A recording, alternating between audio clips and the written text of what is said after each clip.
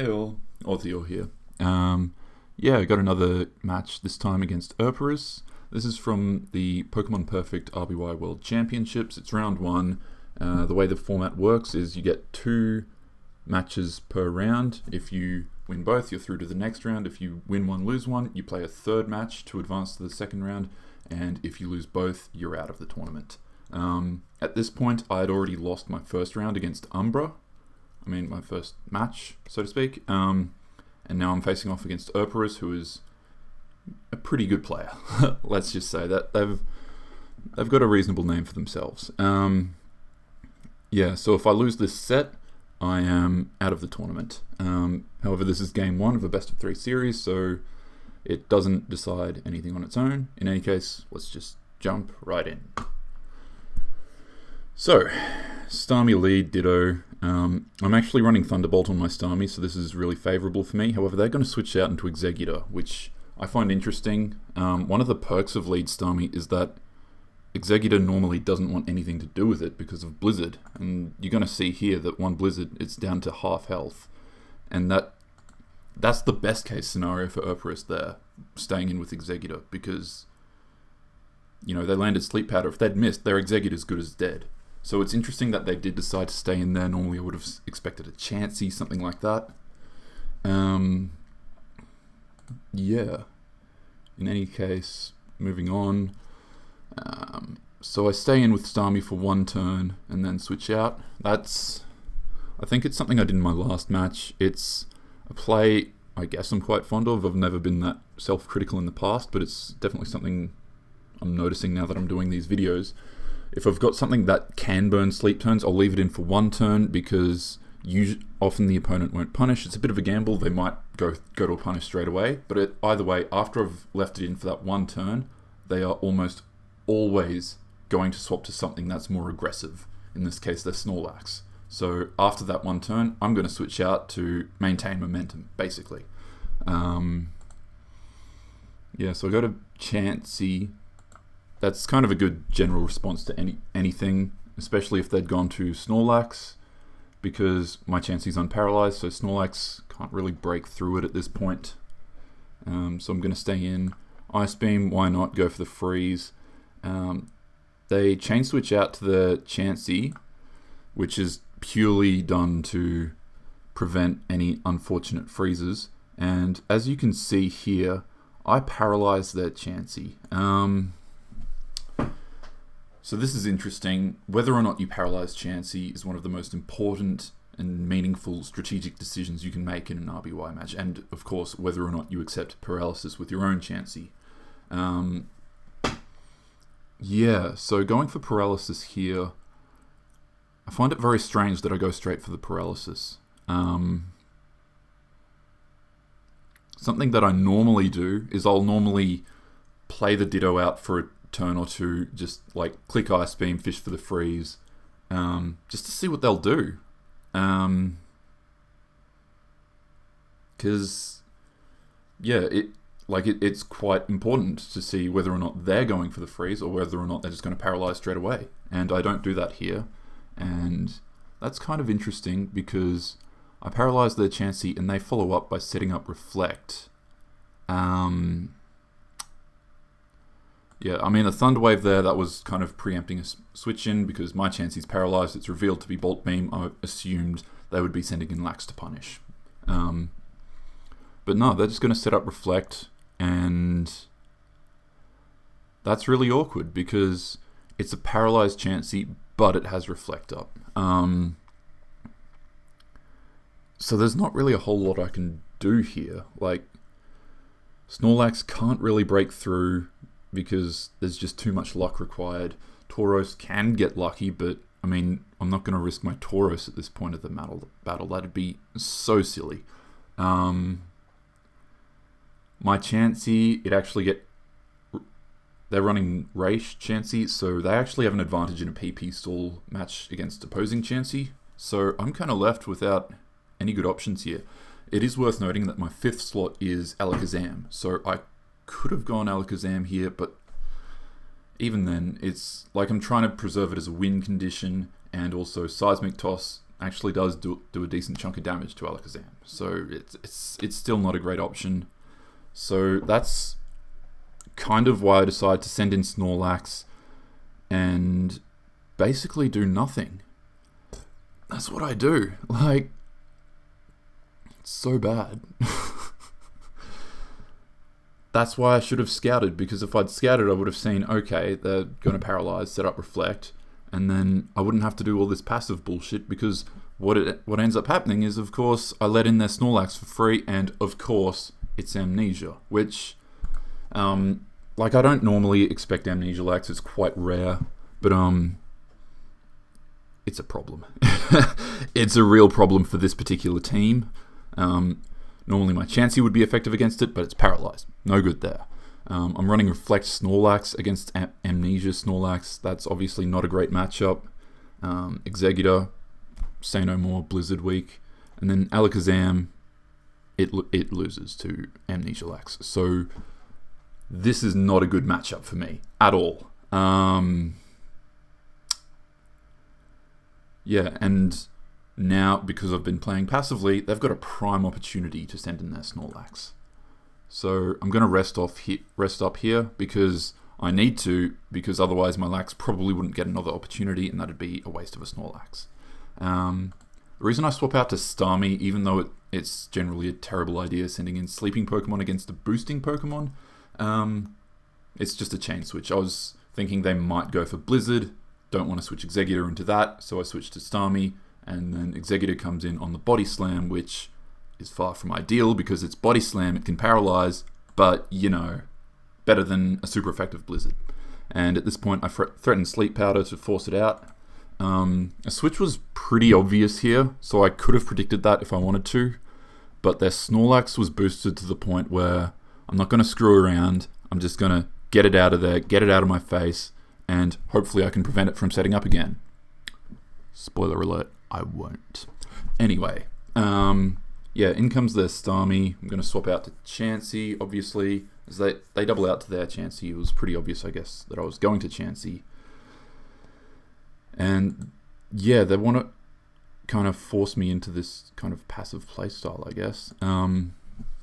Exeggutor here, that's, I guess, a little interesting. And I go to Starmie, that's also interesting.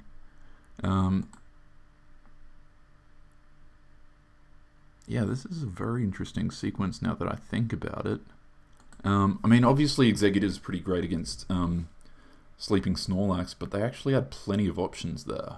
So they could have gone to their Snorlax and set up Amnesia again, which would have been an absolute nightmare for me. But yeah, Exeggutor works just fine. And I'm going to stay in, burn some sleep turns, and they get a little lucky and wear down my Starmie to the point where it can no longer wall Exeggutor, so I have to switch out. Kind of interesting that I didn't go for the double here. Maybe at that point I just had a solid read and expected them to kind of expect me to double out. Yeah, in any case, if I had a solid read, it doesn't amount to anything, so whoop-de-fucking-do. Yeah.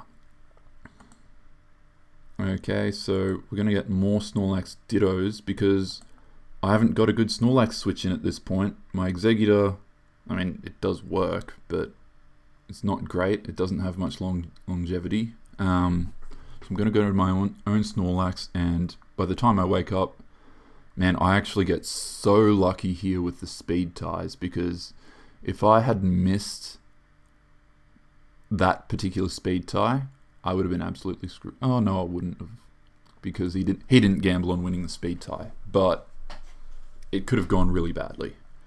In any case, once I've rested up, go to Exeggutor, and man, I eat that Blizzard, and it just sucks. It sucks. Like, you can see why this is such a rough matchup for me. And at that point, my Exeggutor is good for nothing, so I might as well explode and take something down with me. In this case, there's Starmie, which was kind of predictable. That's why they went to Starmie.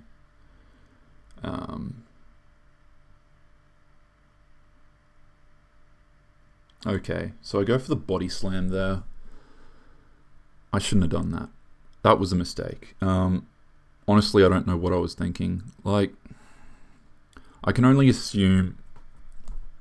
Man, it was a lose-lose situation there. That's what it is. Like, going for the body slam there, my Snorlax is as good as dead now.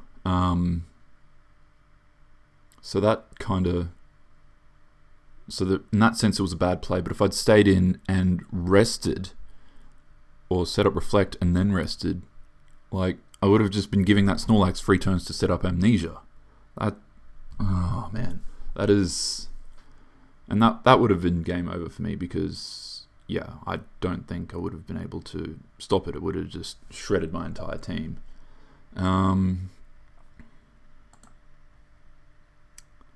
Yeah, they go to Rhydon, predicting the Hyper Beam. That's... Did they even predict it? That's... They must have, because otherwise you would just stay in and go for the KO. But that's a really interesting prediction. Hyper Beam is not standard on Reflectlax, so it's interesting that they would predict it here.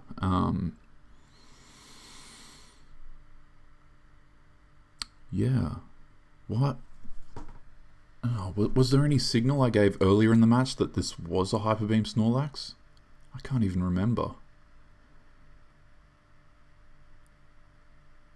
Maybe they just didn't want to take chances because at this point they knew I would be not be going for Earthquake or Ice Beam or anything, because if I had Ice Beam I would have revealed it by now probably.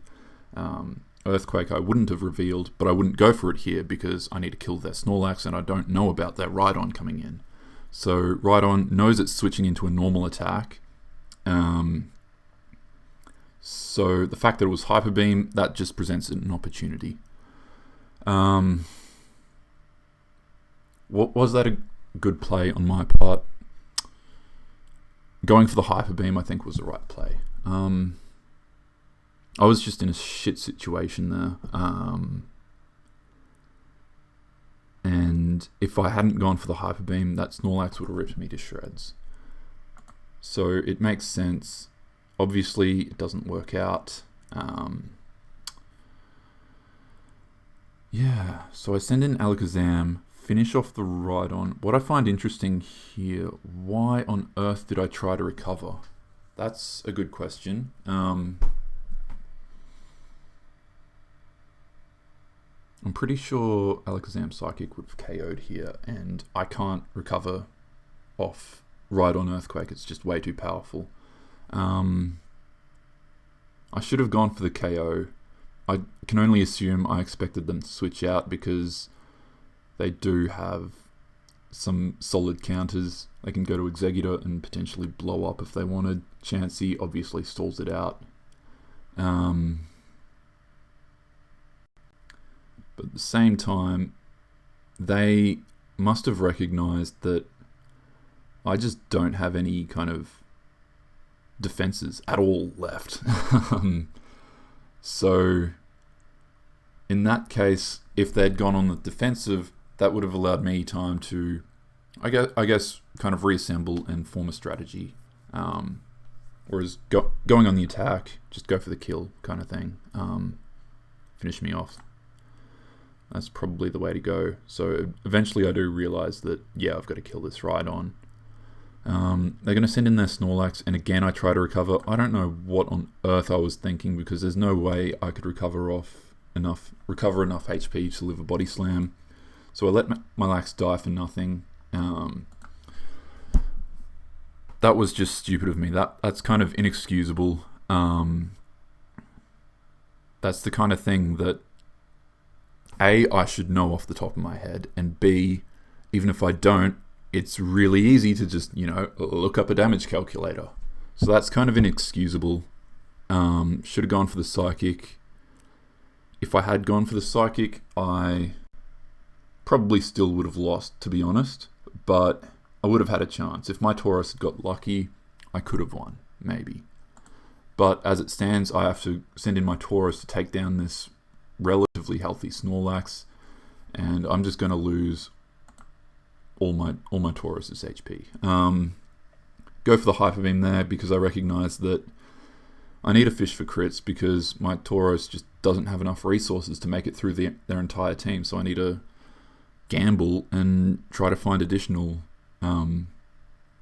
resources, and it just doesn't work out. And yeah, at this point it's a thoroughly lost situation. I'm going to go for the hyper beam and miss, and there goes my Tauros. At that point I have literally no way of winning. So I forfeit. So God, that was a terrible battle on my part. Like, Amnesia Lax definitely is a tough matchup for that team. But bloody hell, I did not play that well at all. Especially at the end there, I kind of lost the plot with pretty much everything I did with Alakazam. That was just so silly. Definitely, I think that one turn earlier in the match where I didn't scout their Chansey out, I feel like that had really far-reaching implications, because then they set up Reflect and I kind of had to play passively in order to deal with it, and then my Snorlax just never recovered, and I spent the whole battle trying to just baby it and get it back on its feet, and I just got punished for it over and over again. And like, I had no choice because I needed that Snorlax, but at the same time, it cost me. As simple as that. Yeah, so definitely I should have scouted there. I'm not sure. Even then, I'm not sure it would have been the right idea, because normally, I would have probably still wanted their Chansey paralyzed, but that particular situation, it just didn't work out, and it cost me just for the entire match. Yeah, other than that, I guess the big thing would be I need to work out what the hell to do about Amnesia Lax with this team, because, I mean, on paper, my Snorlax is a pretty good response to it. Opposing Snorlax, that is the biggest weakness of Amnesia Lax. It just gets pressured by them so easily, and, well, pressured by anything, really. You know, if it gets pressured, it folds because it's slow, and, you know, there's a lot of strong attackers that can deal decent chunks of damage to it. But again, I was playing passively, and so I was never pressuring that Snorlax, and that's why it cost me. Yeah, that's all the comments I have on that game. Felt like a bit of a shambles towards the end, and I think strategically I made a few key errors. Yeah, definitely very interesting. I'm not happy with how I played it all, but, you know, it is what it is. Anyway, that's all I have for now. Let me know if you liked it, if you've got any constructive feedback, and I'll see you on the next one. Bye.